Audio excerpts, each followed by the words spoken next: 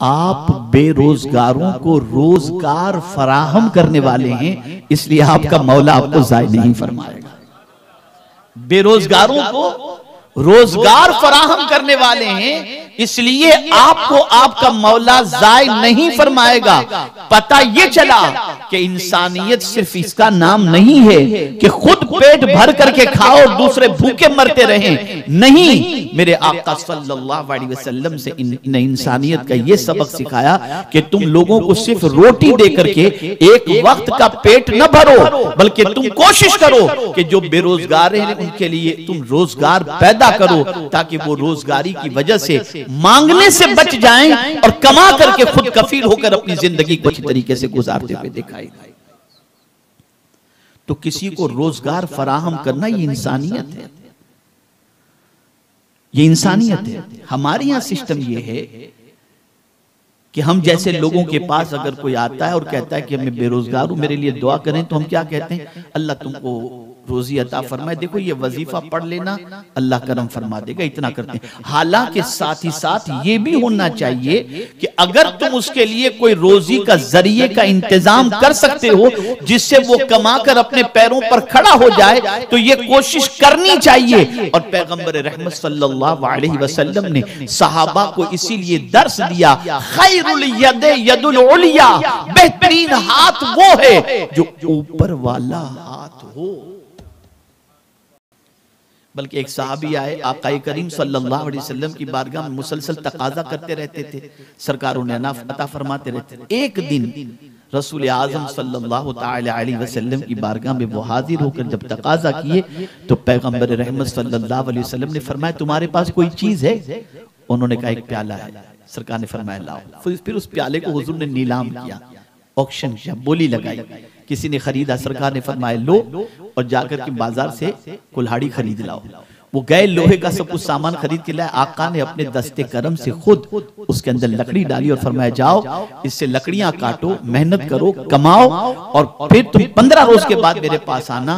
जब वो गए और 15 रोज तक लकड़ियां उन्होंने काटी और उसके बाद कमा करके जब वो वापस 15 दिन के बाद हुजूर की बारगाह में आए, आका करीम सल्लल्लाहु अलैहि वसल्लम ने फरमाया बताओ कैसी जिंदगी गुजर रही है? तो उन्होंने अपना हाथ बताया कि हुजूर कभी लकड़ी काटने की आदत नहीं थी, मैंने लकड़ियां काटी है तो मेरा हाथ सख्त हो गया। सरकार ने उस हाथ को लिया और उसे चूमा और इरशाद फरमाया, जो शख्स हलाल की रोजी के लिए मेहनत करता है अल्लाह के नजदीक वो बड़ा पसंदीदा बंदा है। रोजगार फराहम किया हुजूर सल्लल्लाहु अलैहि वसल्लम ने। आज रोजगार छीना जा रहा है। भाई भाई अगर तिजारत कर रहे हैं तो ये ख्याल होता है कि इसकी तिजारत में इजाफा ना हो, सारे कस्टमर मेरे पास आ जाएं। आप रोजगार फराहम करो, ये इंसानियत की बहुत बड़ी खिदमत है, बहुत बड़ी खिदमत है। तो आका करीम सल्लल्लाहु ताला अलैहि वसल्लम के हवाले से उम्मुल मोमिनीन ने अर्ज किया, या रसूलल्लाह सल्लल्लाहु ताला अलैहि वसल्लम, आपका रब आपको कैसे जाय फरमाएगा जबकि आप बेरोजगारों को रोजगार फराहम करते हैं। और यहाँ ये बात भी याद रखिएगा, अगर बेरोजगार को आपने रोजी फराहम करा दी तो उसका इस्तेहसाल नहीं होना चाहिए कि आप फिर उसके बाद उससे गुलामी करवाते रहें, उसको पीसते रहें, उसको एहसान जताते रहें और उसको गुलाम बना करके रखें। नहीं नहीं, आका करीम सल्लल्लाहु अलैहि वसल्लम ने इसे पसंद नहीं फरमाया। इसी वजह से आप रसूल आजम सल्लल्लाहु अलैहि वसल्लम की हयात तैयबा का मुताला करें तो आपको पता चलेगा कि पैगंबर रहमत सल्लल्लाहु ताला अलैहि वसल्लम ने कितने बेरोजगारों को रोजी फराहम की, लेकिन किसी से सरकार सल्लल्लाहु ताला अलैहि वसल्लम ने किसी का इस्तेहसाल नहीं फरमाया। कहीं ऐसा भी होता है ना, कोई बेरोजगार आ जाता है, जॉब तलाश करता है, कोई काम नहीं मिलता, तो हम कम सैलरी पर उसे इस तरह से रख लेते हैं कि उससे सुबह 8 बजे से लेकर रात के 10 बजे तक उसे घसीटते रहते हैं और फिर जरूरत से कम या बकदरे जरूरत उसे देते हैं। ये इस्तेहसाल भी मना फरमाया गया, बल्कि आका करीम सल्लल्लाहु ताला अलैहि वसल्लम ने ऐसे लोगों से अच्छे तरीके से मिलने पर, बिहेवियर करने पर आका करीम सल्लल्लाहु अलैहि वसल्लम ने खुशखबरी अता फरमाई।